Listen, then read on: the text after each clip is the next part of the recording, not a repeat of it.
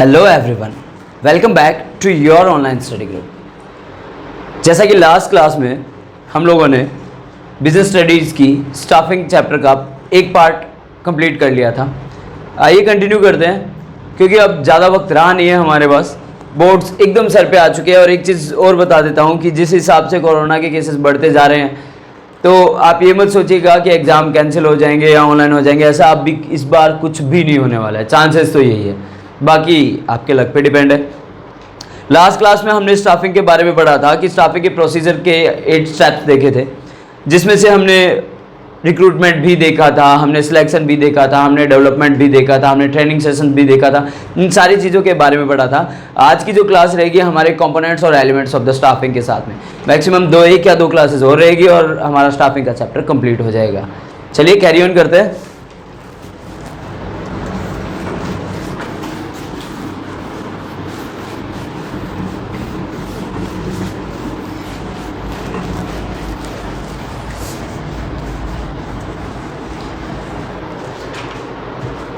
आज की जो हमारी क्लास रहेगी वो रहेगी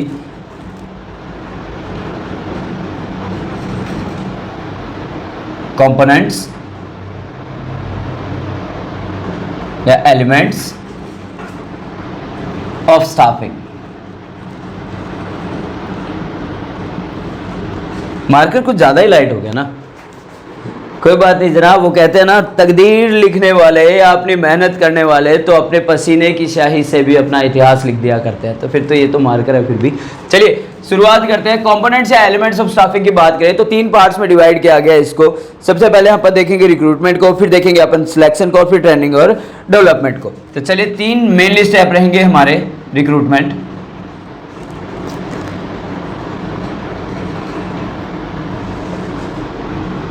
सेकंड रहेगा हमारा सिलेक्शन और थर्ड रहेगा हमारा ट्रेनिंग एंड डेवलपमेंट।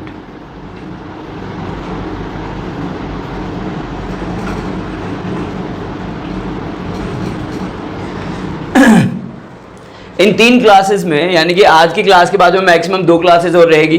कोशिश करेंगे हम इन दोनों टॉपिक्स को एक ही क्लास में खत्म करें। तो आज की क्लास में अपन स्टार्ट करते हैं रिक्रूटमेंट के बारे में कि मेनली 3 कंपोनेंट्स है। अगर आपको बोर्ड में ये क्वेश्चन आता है तो डेफिनेटली आपको तीनों कंपोनेंट्स लिखने हैं और तीनों को बाकायदा आपको फुली एक्सप्लेन करना है। तो चलिए शुरुआत करते हैं रिक्रूटमेंट की तरफ और बढ़ते हैं हमारे बिजनेस स्टडीज के सिलेबस को पूरा करने की डगर पे। हेडिंग डाल देता हूँ रिक्रूटमेंट।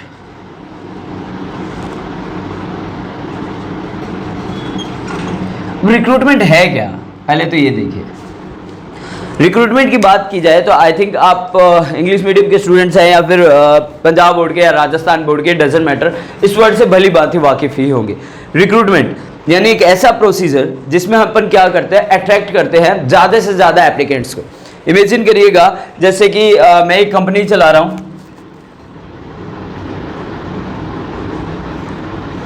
मुझे एटलीस्ट 100 एम्प्लॉइज चाहिए। तो या तो मैं ये करूं, मेरे किसी नॉन 100 पर्सन्स को या बंदों को बुलाऊं और उनको जॉब दे दूं, तो क्या मुझे उस कंडीशन में टैलेंट मिल पाएगा? Obviously not. मुझे एक फिक्स अगर अमाउंट आ रही है हमारे पास एप्लीकेंट्स की या एप्लीकेशंस आ रही है तो उन्हीं में से सिलेक्ट करना पड़ेगा। तो बेटर प्रोसीजर क्या होता है कि मैं क्या करूंगा, एक एडवर्टाइजमेंट निकालूंगा और मैंने लोगों को रिक्रूटमेंट के लिए बताया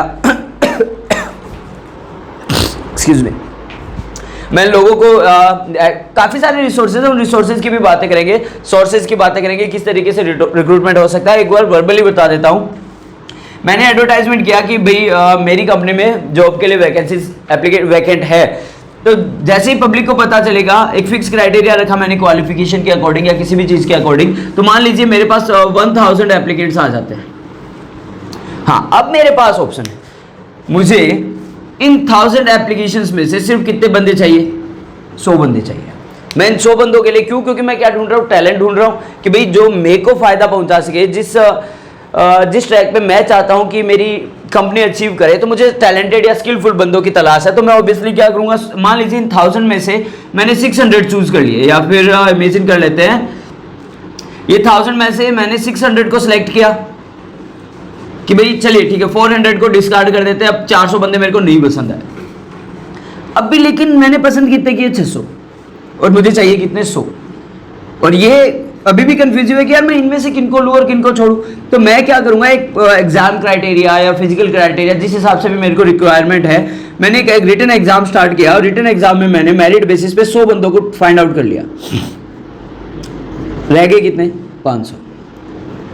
इनको मैं क्या रखूंगा, at a safe secure side रखूंगा वेटिंग लिस्ट में, कि इन केस मुझे अगर 100 से ज़्यादा कभी भी जरूरत पड़ेगी तो मैं इन 500 बंदों में से चूज कर सकूं। तो आइए देखते हैं सोर्सेज क्या है रिक्रूटमेंट के, किस हिसाब से रिक्रूटमेंट करी जा सकती है। आपको ये सिर्फ वर्बली बताया, एक हाइपोथेटिकल कंडीशन लेके बताया कि रिक्रूटमेंट को किस किस बेसिस पे किया जा सकता है। सोर्सेज ऑफ रिक्रूटमेंट की अगर बात करी जाए,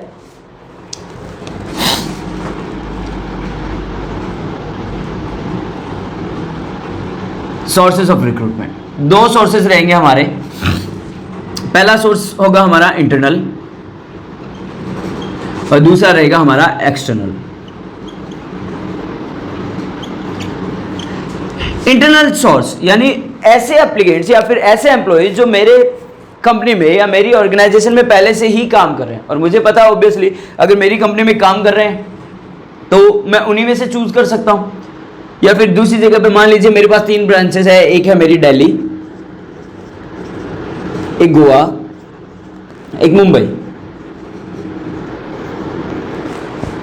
मेरे पास यहां पर काफी सारा टैलेंटेड स्टाफ बैठा है, जबकि मुझे स्टाफ की रिक्वायरमेंट कहाँ है? गोवा में।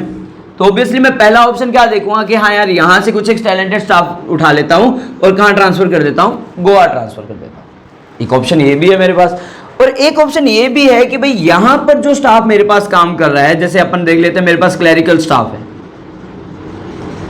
और मैं चाहता हूं कि मैं उनको मैनेजरियल पोस्ट पे लेके जाऊं या ऑफिसर्स की स्केल पे लेके जाऊं, तो ऑब्वियसली मैं इनको क्या कर सकता हूं?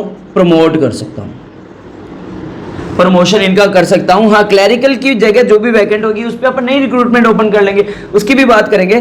पहले अगर अपन बात कर रहे हैं इंटरनल की, यानी इंटरनल सोर्स की बात की जाए, तो एक ऐसा सोर्स जहां पर हम हमारी फर्म में, हमारी ऑर्गेनाइजेशन में जितने भी लोग काम कर रहे हैं उनको या तो प्रमोट करें या अपन ट्रांसफर करें। तो ये 2 सोर्सेस हो सकते हैं। अगर इसको भी 2 भागों में बांटा जाए तो चलिए देख लेते हैं।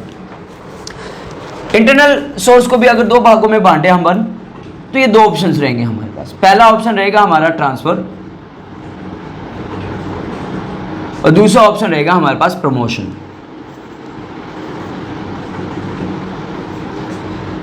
ट्रांसफर की बात की जाए तो 1 प्लेस टू अनदर प्लेस या 1 ब्रांच टू अनदर ब्रांच, यानी एक ब्रांच से अपन दूसरी ब्रांच पे किसी एम्प्लॉय को भेज रहे हैं as according to the requirement, तो उसको अपन क्या मानेंगे? ट्रांसफर मानेंगे। यानी अगर सिंपल सी बात कही जाए तो क्या कहा जा सकता है? प्लेस टू प्लेस, कि भाई एक जगह पे जरूरत ज्यादा है, एक जगह पे जरूरत कम है, तो ऑब्वियसली जिस जगह पे जरूरत ज्यादा है वहां से कम जगह वाली जगह पे क्या कर दिया जाए? उसका ट्रांसफर कर दिया जाए एम्प्लॉयज का। तो वो ये भी क्या है? एक इंटरनल सोर्स है रिक्रूटमेंट का। एक चीज ध्यान रखिएगा, अगर देखिएगा अपन एक जगह से दूसरी जगह पे जा रहे हैं, ऑब्वियसली सभी को पता है इस प्रोसीजर को किस नाम से जाना जाएगा? हॉरिजॉन्टल। अब बात आती है प्रमोशन की। प्रमोशन की बात की जाए तो सिंपल सी बात है कि भाई प्रमोशन की अगर तरफ देखें तो किसी भी क्राइटेरिया में लोअर पोजीशन से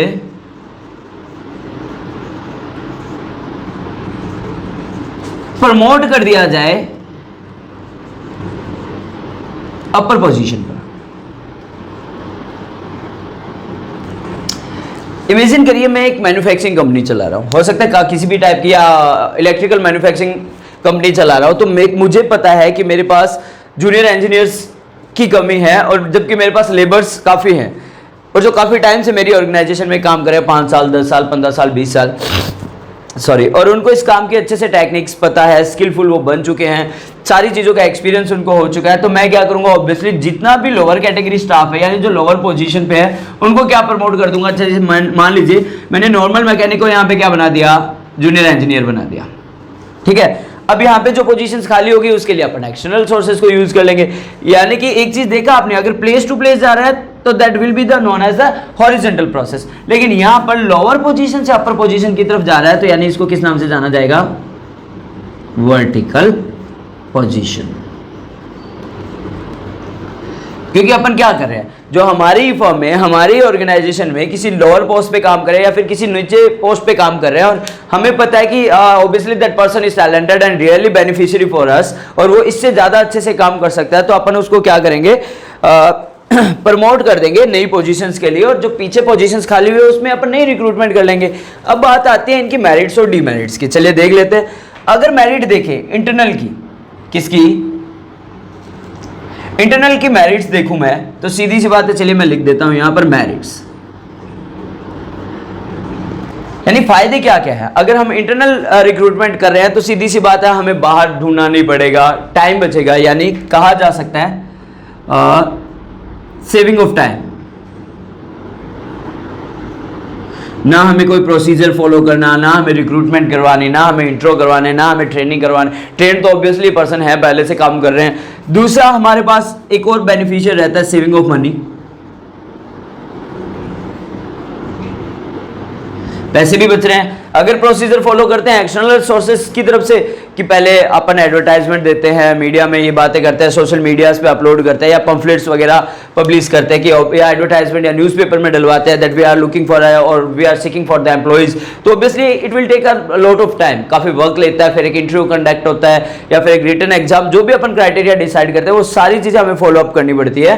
ठीक है, इन सारी चीज़ों को देखा जाए तो ऑब्वियसली हमारा क्या बचेगा, saving of money, cost deduction भी इसी का हिस्सा है, और हम हमारे ही जो डिपार्टमेंट के हैं जो बंदे हैं उनको क्या दे सकते हैं, प्रमोट कर सकते हैं, या फिर कहा जाए एम्प्लॉयर्स प्रमोशन या अप्रेजल कहा जा सकता है, ताकि वो जो जितने भी एम्प्लॉयर्स हैं वो हैप्पी रहें, क्योंकि उनको टाइम टू टाइम क्या मिल रहा है, इंक्रीमेंट्स मिल रहे हैं, ये सारी चीज़ें रहेंगी। अब बात आती है हर किसी चीज़ की, अगर मेरिट्स है तो ऑब्वियसली वहाँ पर डीमेरिट्स भी होंगे। तो चलिए देख लेते हैं डीमेरिट्स क्या रहते हैं इसके। सॉरी गाइस, थोड़ा सा क्या एक्चुअली जुकाम से थोड़ा सा कोल्ड से थोड़ा सा सफ़र कर रहा हूँ, आवाज़ में थोड़ा भी हैवीपन लग रहा होगा आपको। डीमेरिट्स की बात करें तो एक चीज़ देखो, अगर हम हमारे ही डिपार्टमेंट से रिक्रूटमेंट कर रहे हैं तो हमारे पास नए आइडियाज़ नहीं आ पाएंगे, नया टैलेंट हमारे पास नहीं आएगा, तो अपन कह सकते हैं lack of new talent.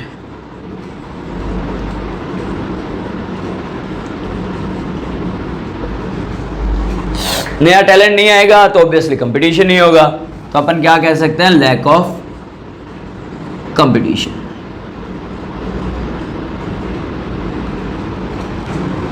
Internal sources से ही अगर रिक्रूटमेंट कर रहे हैं तो एक चीज ये भी है कि ये कहा जा सकता है लैक ऑफ न्यू टैलेंट हो गया, लैक ऑफ कंपटीशन हो गया, लैक ऑफ न्यू आइडियाज। ये लीजिए, पहली बात करिए अपने इंटरनल सोर्सेज के बारे में। रिक्रूटमेंट की अगर बात करें तो मैं आपको एक बार डेफिनेशन रिपीट करवा देता हूं, मैं लिखवा भी दूंगा कि attracting more and more persons to apply for vacant of positions into the organisations, यानी कि ज्यादा से ज्यादा लोगों को अट्रैक्ट करना किसी भी वैकेंट जॉब के लिए, ताकि हम उनमें से क्या कर सके, बेनिफिशियरी पर्सन जो हम ढूंढ रहे हैं और कैपेबल इंसान को चूज कर सके हमारी ऑर्गेनाइजेशन में। ठीक है, तो दो सोर्सेज देखे हमने रिक्रूटमेंट के, एक इंटरनल और एक एक्सटर्नल। इंटरनल सोर्सेज की अगर बात करें तो हमने इनको दो भागों में बांटा, या कौन सा, ट्रांसफर और प्रमोशन। ट्रांसफर की अगर बात की जाए तो प्लेस टू प्लेस अगर किसी पर्सन को भेजना है, यानी एक जगह से दूसरी जगह पर या एक ब्रांच से दूसरी ब्रांच में शिफ्ट करना, that is known as the horizontal criteria. ठीक है, ट्रांसफर माना जाएगा। अगर लोअर पोजीशन से किसी को प्रमोट करके अपर पोजीशन पे प्रमोट कर दिया जाए तो that will be known as a vertical positions और vertical criteria of the external source. ठीक है, सॉरी इंटरनल सोर्स। ये दो क्राइटेरिया देखे थे। अब बात करते हैं एक्सटर्नल सोर्स की। टेक द स्क्रीनशॉट ताकि अपन आगे बढ़ सके और हमारे चैप्टर को एटलीस्ट पूरा करने के कगार पर रहे।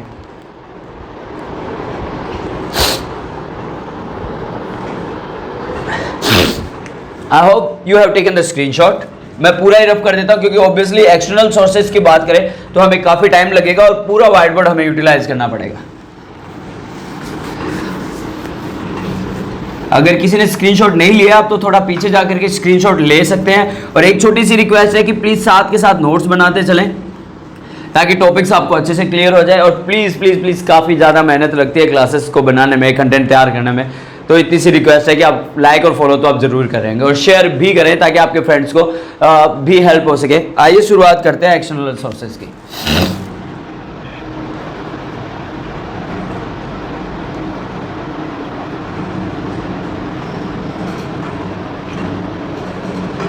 एक्सटर्नल सोर्सेज ऑफ रिक्रूटमेंट, यानी कि ऐसे सोर्सेज जो हमें बाहर से कहीं से ढूंढने हैं या बाहर से हमें इनकी जरूरत पड़ेगी। तो सबसे पहला सोर्स की अगर बात करें तो मैं पहला लिखूंगा यहां पर डायरेक्ट रिक्रूटमेंट।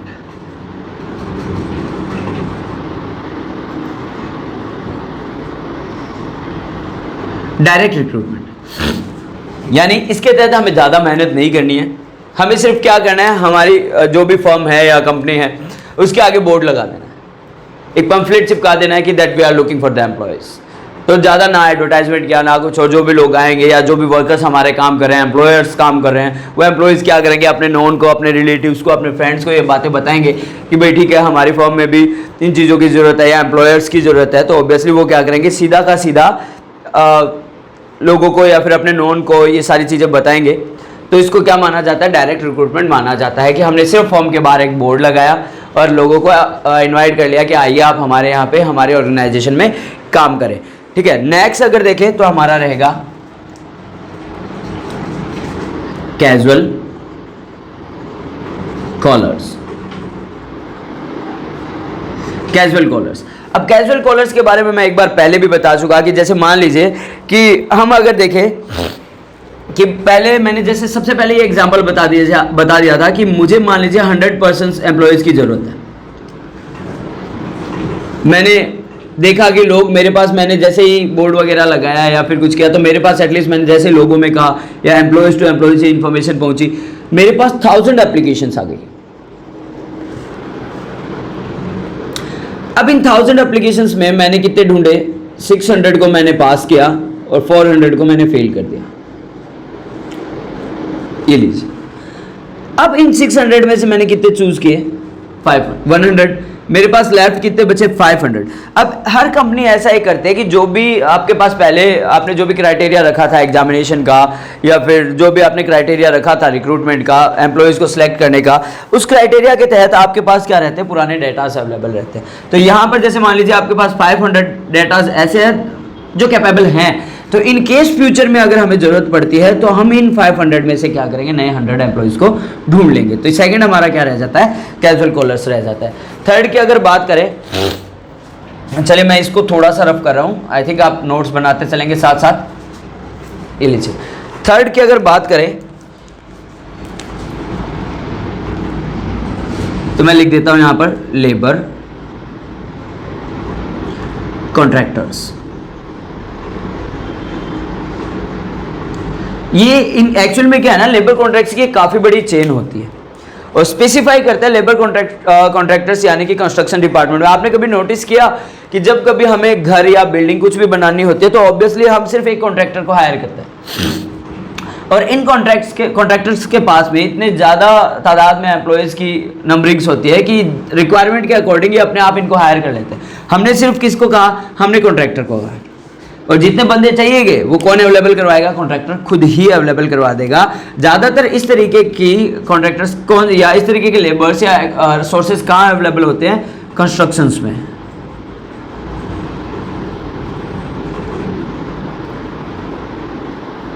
ठेकेदार जिनको अपन कहते हैं, मोस्टली आप लोगों ने देखा होगा, जैसे ही कोई पब्लिक डिपार्टमेंट में या फिर रोड्स वगैरह बनती है या बिल्डिंग्स वगैरह या घर वगैरह अपन जो भी बनाते हैं, तो ऑब्वियसली अपन क्या करते हैं कि एक कॉन्ट्रैक्टर को हमने ठेका दे दिया, वही सारे एम्प्लॉयज़ लेके आएगा, वही सारा लेबर लेके आएगा और सारा का सारा कंस्ट्रक्शंस उसी पे बेस्ड रहेगा। ठीक है, वो सारी चीज़ें किस में रहती है, लेबर कॉन्ट्रैक्टर में आ जाती है। नेक्स्ट अगर देखते हैं तो अपन सबसे ज़्यादा चलने वाला सोर्स, आप भी को भी पता हो, फीलिंग्स मत उठाइए, है ना, लोग इसको ज़्यादातर गलत तरीके से आजकल यूज़ करने लग गए हैं, बट इसका वो कहते हैं ना हर एक चीज़ के मेरिट है तो डीमेरिट्स भी है, बट इस चीज़ को एक्चुअल में मेरिट्स के लिए बनाया गया था। तो चलिए मैं लिख ही देता हूँ, हमारा सबसे पसंदीदा साधन मीडिया। अब मीडिया में भी सबको पता है काफ़ी सारी चीज़ें आ जाती है, टीवी आ गया, ठीक है, इंटरनेट आ गया, सोशल साइट्स आ गए। वैसे सोशल साइट्स और मीडिया एक और भी ऑप्शन में आएंगे, वो भी बता दूंगा। फिर न्यूज़पेपर आ गया, पम्फलेट्स आ गए,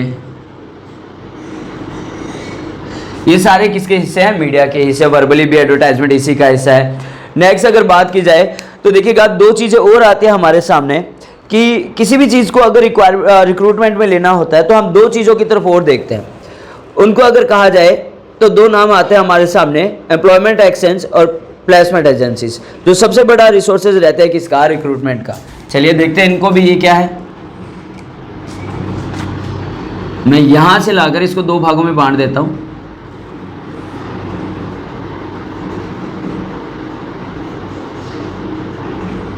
एम्प्लॉयर्स एक्सचेंज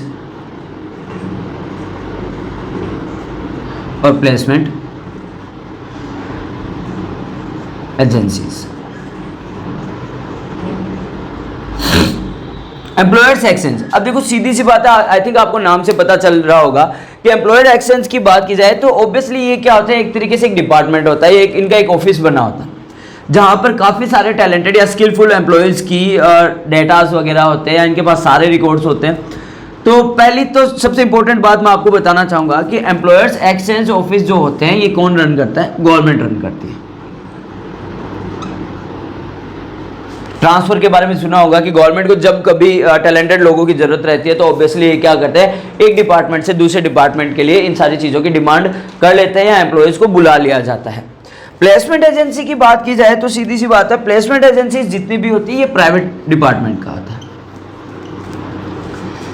यहाँ पे एक्चुअल में क्या होता है, ये लोग एक ऑफिस बनाते हैं, ऑफिस बनाने के बाद में एक तरीके से एक चैन बनी होती है, एम्प्लॉयज़ इनके बाद में अपने डेटा छोड़ते हैं कि साहब अगर कोई जॉब हो तो हमें बताइएगा, ठीक है। या फिर जिनको एम्प्लॉयज़ की जरूरत होती है वो इनके पास आते हैं कि साहब अगर आपके पास ऐसा कोई टैलेंटेड बंदा है तो आप हमें बताइए, हम उनको जॉब ऑफर करेंगे, ठीक है। और इस तरीके से ये इनको भी कमीशन मिल जाता है और जिनको एम्प्लॉयर्स चाहिए उनको एम्प्लॉयर्स मिल जाते हैं और जिनको काम चाहिए उनको काम मिल जाता है। तो इसका एक सिंपल सा एक मेथड ध्यान रखिएगा कि इसको एक और नाम से जाना जाता है, वो बता देता हूं मैं आपको, एम्प्लॉई लिंक और यहां पे कौन, ऑर्गेनाइजेशन।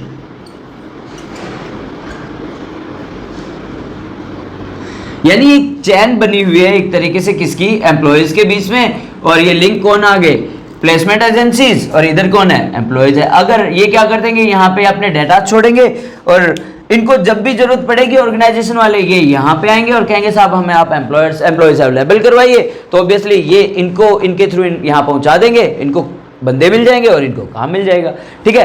ध्यान रखिएगा प्लेसमेंट एजेंसीज ये हमेशा रन कौन करता है, ये प्राइवेट एम्प्लॉय, ये प्राइवेट कंपनीज होती है एक तरीके से, प्राइवेट कंपनीज, यानी इनको जो रन ऑन करते हैं, इनको जो एग्जीक्यूट करते हैं वो प्राइवेट कंपनीज होती है, ठीक है। और एम्प्लॉयर्स एक्सचेंज की बात की जाए तो ये हमेशा गवर्नमेंट सेक्टर के द्वारा रिक्रूट किए जाते हैं। अब देखिएगा आगे बढ़ते हैं, चलिए मैं यहीं पे यूटिलाइज कर लेता हूं। फिर सबसे ज्यादा प्रचलित, सबसे ज्यादा देखा जाने वाला एडवर्टाइजमेंट कहां पर, ऑन टीवी। और आज तो जिसके थ्रू आप मेरी क्लास पढ़ रहे हैं वो भी इसका सबसे इंपॉर्टेंट जरिया बन चुका है कि यूट्यूब, सोशल साइट्स इतना बड़ा प्लेटफॉर्म है कि आप किसी भी चीज़ के लिए ढूंढ सकते हैं, किसी भी चीज़ को ढूंढ सकते हैं, किसी भी चीज़ के लिए अगर आपको रिक्वायरमेंट है एम्प्लॉयर्स की तो आप उनको भी ढूंढ सकते हैं। ये सारी चीज़ें क्या रहती है, एडवर्टाइजमेंट बेसिस रह सकते हैं, टीवी पे, यूट्यूब पे, टीवी, और मैं लिख देता हूँ यहाँ पर यूट्यूब।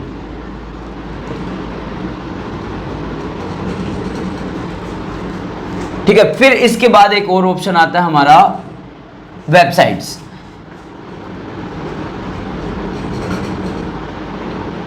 वेबसाइट्स की अगर बात करें तो आप लोगों ने नाम सुना होगा naukri.com, ठीक है, monster.com, ये सारे जॉब्स देते हैं, यानी कि naukri.com, monster.com, www जिसको कहते हैं वर्ल्ड वाइड वेब, यानी कि ये ऐसी वेबसाइट्स बनी हुई है जहाँ पे आप अपना रिज्यूम डालिए, आपको अगर जॉब के अकॉर्डिंग है तो नीड है अकॉर्डिंगली तो ऑब्वियसली आपको काफ़ी सारे ऑप्शंस बताएंगे, आप उनमें से जॉब्स को सिलेक्ट कर सकते हैं। इनको एक बिट अमाउंट ऑफ कुछ एक सब्सक्रिप्शन चार्जेस होते हैं, बस वो पे करने होते हैं। हाँ, शादी.com भी इसी वेबसाइट का हिस्सा है, बट वहाँ पर एम्प्लॉयर्स नहीं मिलते। नहीं यार, आप ऐसे कैसे कह सकते हो? एम्प्लॉयर्स की बात ये थोड़ी है कि घर पे भांडे धोने वाला चाहिए, ऐसा नहीं है। वेबसाइट्स का मतलब यानी ये सिर्फ और सिर्फ रिक्रूटमेंट ऐसी है कि भाई काम करने वाला बंदा हो, एम्प्लॉय हो, ऑर्गेनाइजेशंस वगैरह के लिए हो। ये नहीं है कि आप यहाँ पर आप यहाँ पर शादी के लिए भी कोई ऐसा बंदा चाहिए जो घर के कामकाज भी करे, वो फंडा यहाँ पे नहीं है। हाँ, काफ़ी सारे मैरिज साइट भी हैं, वो भी सारी है, तो एक तरीके से एडवर्टाइजमेंट का हिस्सा ही। लास्ट बट नॉट लीस्ट, चलिए ज़्यादा लंबा नहीं करेंगे क्लास को, काफ़ी सारी चीज़ें लिख दी है मैंने यहाँ पर, जो हमारी आ जाती है कैंपस सिलेक्शन। कैंपस सिलेक्शन, सही सोच रहे हैं आप? बड़ी बड़ी कॉलेजेस में आपने नाम सुना होगा कि भाई अगर कोई कहीं से सीए कर रहा है, एमबीए कर रहा है, तो ऑब्वियसली जैसे उनकी डिग्री पूरी होने वाली होती है तो वहाँ पे काफ़ी सारे कंपनीज आते हैं, वो ऑफर आउट करते हैं आपको आपके टैलेंट के अकॉर्डिंग, आपके स्किल के अकॉर्डिंग, कि अगर आप इस हिसाब से आपको पैकेज अवेलेबल करवाया जाता है। तो ये सारी चीज़ें कहाँ से होती है? जहाँ से हम स्टडी कर रहे होते हैं, हमारी जो एक्चुअल में हमारा जो एजुकेशन फील्ड होता है, कैंपस होता है, वहीं से सिलेक्शन हो जाता है। क्योंकि कंपनीज को पता है कि भाई यही जो बंदे हैं, यंगस्टर्स जो हैं, यहाँ से अपनी डिग्री को पूरा करके बाहर निकलेंगे, तो जो भी फाइनल सेमेस्टर्स होने वाले होते हैं उस टाइम पर ये क्या होता है, कैंपस सिलेक्शन होते हैं। काफ़ी सारी कंपनीज एक प्लेटफॉर्म डिसाइड करते हैं, कॉलेज में आते हैं, एक फिक्स क्राइटेरिया रखते हैं, एग्जाम या रिटर्न या इंटरव्यूज वगैरह कुछ होते हैं, उनकी डिग्रीज वगैरह को, उनके मार्क्स वगैरह को, उनके टैलेंट को देख करके अपने एम्प्लॉयज़ को ढूंढ कर यहाँ से ले जाते हैं, और उनको क्या मान लिया जाता है? कैंपस सिलेक्शन मान लिया जाता है। चलिए थोड़ा सा फीडबैक ले लेते हैं, रिव्यू कर लेते हैं। रिसोर्स, अगर अपन ने बात की थी कंपोनेंट्स और एलिमेंट्स की, तो सबसे पहले हमने रिक्रूटमेंट की बात करी है, दूसरी हमने बात करी है सिलेक्शन की, और तीसरा है हमारा ट्रेनिंग और डेवलपमेंट की। पहली क्लास में अपन इनको देख चुके थे, लेकिन हम आज की क्लास में हमने रिक्रूटमेंट को ब्रीफली पढ़ा। रिक्रूटमेंट की बात की जाए तो दो प्रोसीजर में हमने किया है, इंटरनल और एक्सटर्नल में। इंटरनल की बात की जाए तो ट्रांसफर और प्रमोशन, दो क्राइटेरियाज हमने रखे थे। ट्रांसफर यानी कि बात की जाए एक ब्रांच से दूसरी ब्रांच पर, एक फ्रेंचाइजी से दूसरी फ्रेंचाइजी पर, या एक प्लेस से दूसरी जगह पर जहाँ पर भी नीड होती है, हॉरिजॉन्टली क्राइटेरिया ऑफ सिलेक्शन माना जाता है। प्रमोशन की बात की जाए, लोअर कैटेगरी से प्रमोट करके अपर पोस्ट पे बैठा देना, ठीक है। वर्टिकल प्रोसेस और वर्टिकल क्राइटेरिया ऑफ सिलेक्शन माना जाता है। देखिए गर्मी काफ़ी ज़्यादा बढ़ चुकी है, फिर भी मेहनत करने का ही मन बना रहता है कि ऑब्वियसली आपके लिए एग्जाम टाइम पे अच्छे से अच्छा कंटेंट अवेलेबल करवा सकूं। फिर नेक्स्ट देखा हमने एक्सटर्नल सोर्सेज को। एक्सटर्नल सोर्सेज में सबसे पहले हमने देखा डायरेक्ट रिक्रूटमेंट, कि सीधा बाहर पैम्फलेट लगाया, लोगों को बुलाया, रिक्रूटमेंट कर दिया। कैजुअल कॉलर्स, यानी लास्ट टाइम जो हमने रिक्रूटमेंट प्रोसीजर रखा था उसमें हमारे पास जो डेटास थे उनमें से जो भी टैलेंटेड बंदे थे उनमें से अपन चूज करेंगे और उनको फाइंड आउट कर लेंगे। लेबर कॉन्ट्रैक्टर्स की बात की जाए तो स्पेसिफाई करता है कंस्ट्रक्शन डिपार्टमेंट के लिए कि भाई ठेकेदार को बोला कि साहब इतने बंदे चाहिए काम करने के लिए, वो अपने आप बंदे ढूंढ के दे देगा। मीडिया में काफ़ी सारी चीज़ें हमारे पास टीवी भी है, इंटरनेट भी है, सोशल साइट्स भी है, न्यूज़पेपर भी है, ठीक है। और फिर हमने लिखा है पम्पलेट्स वगैरह भी मीडिया का हिस्सा ही है, ठीक है। वर्बली जो आपने कई बार नोटिस किया होगा, ऑटो वगैरह में भी एडवर्टाइजमेंट होते हैं। एम्प्लॉयर्स, फिर हमने देखा था दो चीज़ों में, एम्प्लॉयर्स एक्सचेंज और प्लेसमेंट एजेंसीज की तरफ। एम्प्लॉयर एक्सचेंज जो ऑफिस है गवर्नमेंट रन करती है, एक एम्प्लॉय का दूसरी जगह पे ट्रांसफर करना according to the need. Placement agencies यानी प्राइवेट कंपनीज या प्राइवेट सेक्टर इसको ऑपरेट करता है। यहाँ पे क्या बनी होती है, एक चैन बनी होती है, एक लिंक होता है, यानी एक ऑफिस है। इस ऑफिस में ऑब्वियसली क्या करते हैं, जो यंगस्टर्स होते हैं या जो the person who are seeking for job और who are looking for job, वो यहाँ पे अपना रिज्यूमे सीवी कुछ भी छोड़ के जाते हैं, और जैसे ही ऑर्गेनाइजेशन को या फिर किसी भी फर्म को इनकी जरूरत होती है तो इनको कॉन्टैक्ट करते हैं, जॉब ऑफर करते हैं, तो एम्प्लॉयज कॉन्टैक्ट करके यहाँ पर पहुँच जाते हैं। तो एक चेन बनी रहती है यहाँ पर।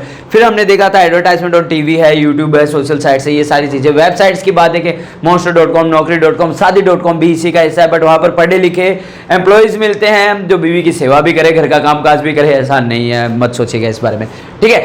फिर नेक्स्ट देखा हमने कैंपस सिलेक्शन की तरफ। कैंपस सिलेक्शन जहाँ पे कंपनी जाती है, कॉलेजेस में, डिग्री कॉलेजेस में, जहाँ से भी आपने अपने मास्टर्स किए हैं, अपनी डिग्री की है, अगर आप टैलेंटेड है तो आपको आपका अच्छा सा पैकेज आपको कैंपस में ही मिल जाएगा। पहला फॉर्मेट हमारा पूरा हो चुका है। एक रिक्वेस्ट तो बनती है, क्लासेस को पूरा देखने के बाद में, इतनी मेहनत के बाद में, आई होप इतना जहाँ तक आपने यहाँ तक बढ़ाया तो आगे भी आप लेकर जाएंगे, आगे तक भी आप ही पहुँचाएंगे। आपकी दुआएं मिलती रहनी चाहिए, आपका साथ, आपका सपोर्ट सबसे ज़्यादा प्रमोट करता है मुझे ये कंटेंट अवेलेबल करवाने के लिए, और इतनी गर्मी में होकर भी मेहनत करने के लिए प्रोत्साहित या प्रमोट करता रहता है। So if you like my class then don't forget to like, comment and subscribe, and please review जरूर डालें कमेंट बॉक्स में। Thanks a lot, see you again into the next class, have a great day.